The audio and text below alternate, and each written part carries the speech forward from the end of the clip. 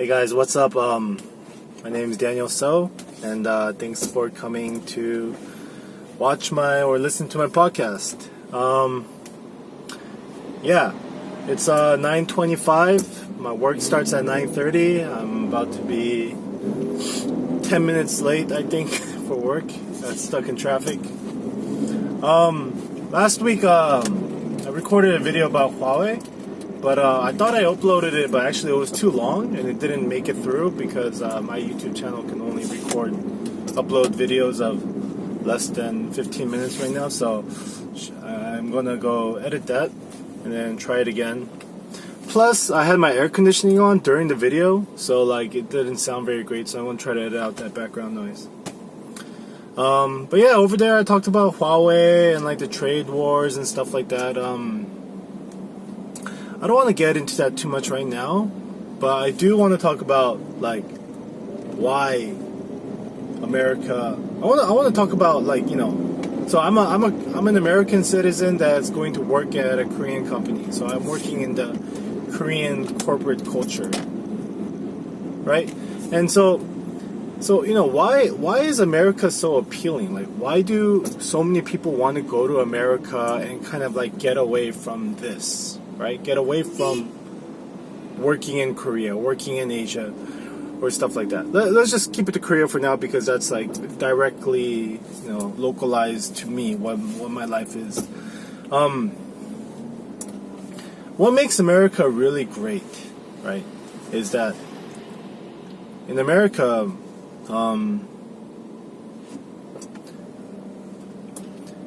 there's value bestowed upon you as an individual, and I'm okay. So let me start with the Korea stuff because I'm not saying that doesn't exist in Korea. Obviously, Korean people, Korean citizens are special. They're treated with respect and dignity here. But so okay, I'm going to go to work, and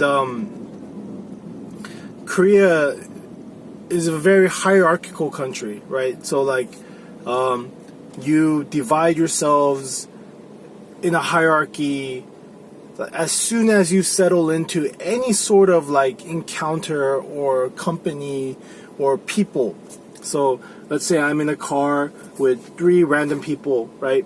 Then we will automatically start identifying who's older, who's younger, and then we will establish the hierarchy in that way, so the oldest and the youngest, and then we will start to tailor our speech, our conjugations, our verbs to match that hierarchy, right? And then after that, it affects our actions because, like, let's say we're all drinking. Let's say we weren't in this car anymore. Let's say we're drinking somewhere. If I'm drinking next to someone older than me, then I wouldn't actually drink my alcohol in front of that person. I would actually turn aside and drink it like that. So I mean, these are just examples of how like it's a hierarchical country, and you start establishing your behavior patterns based around that hierarchy, and it can get really frustrating at work because what happens is that you have like 3 sets of hierarchies at work, right? You have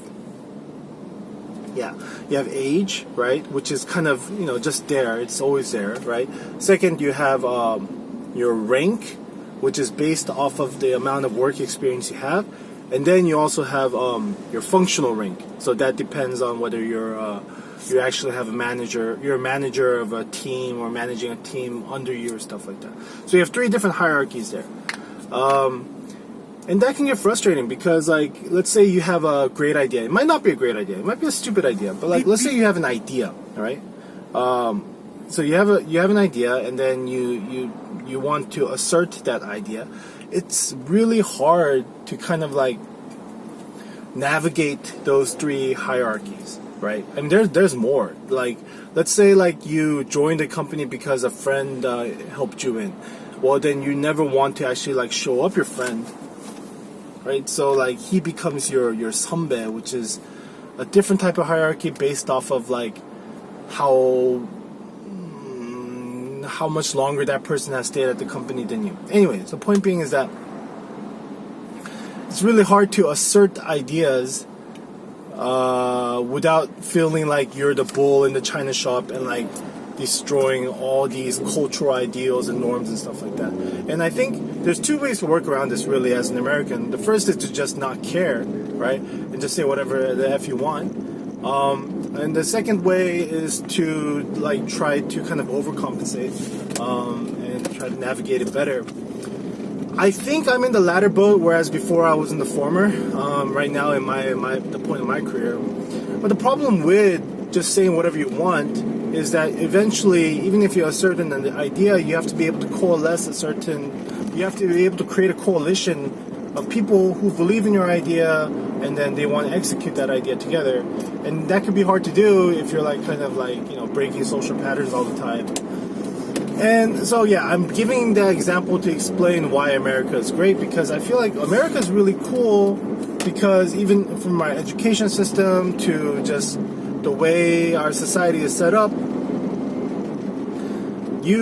when someone expresses an idea, you really respect that person for that idea, regardless of how old that person is, or regardless of maybe how experience is important, but maybe experience I don't think it's as important as it is in Korean society. So yeah, I mean, this is just one example of how America is really nice. It's why so many people want to go to America. It's why so many Chinese people want to go to America. Why Koreans want to go to America, because you're kind of freed from this thousands of years of tradition of kind of like pushing yourself down to fit into certain societal norms. I'm not talking shit on the Korean culture. I'm not doing that. I'm just saying that this part of it is something that makes America very, very attractive. Okay, so like I said, I'm late for work. Yeah, so I'm gonna stop here. Plus I have to keep it under 15 minutes anyways. This is 7 minutes. Alright, time to find a parking spot.